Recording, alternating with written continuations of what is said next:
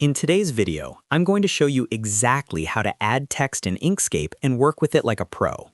If you're designing logos, posters, social media graphics, or anything creative, you're inevitably going to be using the text tool. So I'll walk you through the basics step by step, and by the end of this video, you'll feel completely confident adding, editing, and customizing text inside Inkscape. Make sure to stick around until the end because I'll also show you a couple of creative text tricks that can instantly level up your designs. And if this video helps you out, don't forget to hit that like button and subscribe to the channel for more Inkscape tutorials just like this. Let's jump right in. To add text in Inkscape, the first thing you need to do is open the Text tool. Head up to the left toolbar and click on the icon that looks like a capital letter T. You can also press the shortcut key T on your keyboard. Once you select it, click anywhere on your canvas. As soon as you click, you'll see a blinking cursor appear. That means you're ready to start typing. Go ahead and type anything you like. For example, I'll type button press graphics. As you type, Inkscape automatically creates a text object.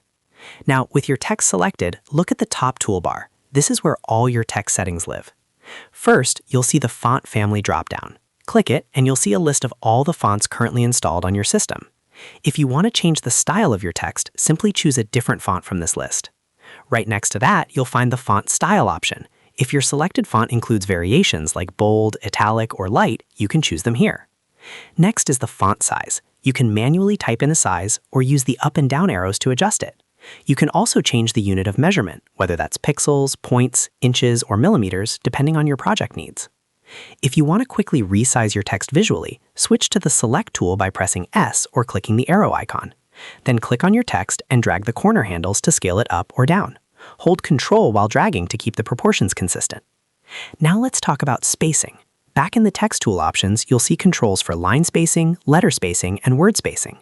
Line spacing adjusts the distance between lines of text.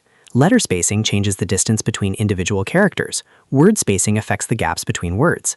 These controls are incredibly useful when you're fine-tuning a design. You can also align your text using the alignment options in the top toolbar. Choose left align, center align, or right align, depending on the layout you're going for.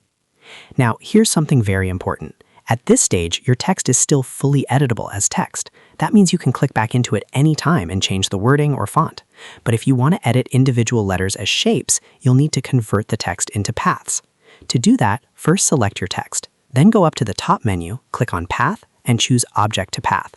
Once you do this, your text is no longer a live text object. It becomes vector shapes.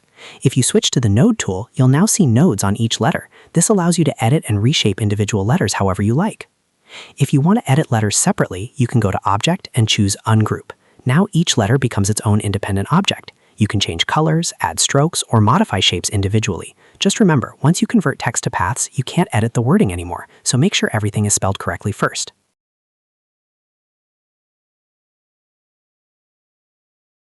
Now, let me show you a creative trick. You can place text on a shape, like a circle. First, create a circle using the Circle tool while holding Ctrl to keep it perfectly round. Then grab the Text tool and type your text somewhere on the canvas. With the Select tool, click your text, then hold Shift and click the circle so both are selected. Go to the top menu, click Text, and choose Put on Path. Your text will now wrap around the circle. If it appears upside down or in the wrong position, simply select the circle and rotate it using the corner rotation handles. If you want the text inside the circle instead of outside, you can flip the circle vertically using the Flip button in the top toolbar. Once you're happy with the placement, you can remove the circle's fill and stroke so only the text remains visible in a circular layout. This technique is perfect for badge logos, stamps, and emblems. And that's the basics of how to add and work with text in Inkscape. You now know how to type text, change fonts, adjust spacing, convert text to paths, edit letters individually, and even place text on shapes. If you found this tutorial helpful, make sure to give it a thumbs up and subscribe to the channel for more easy Inkscape guides in 2026 and beyond. Let me know in the comments what you'd like to learn next, and I'll see you in the next video.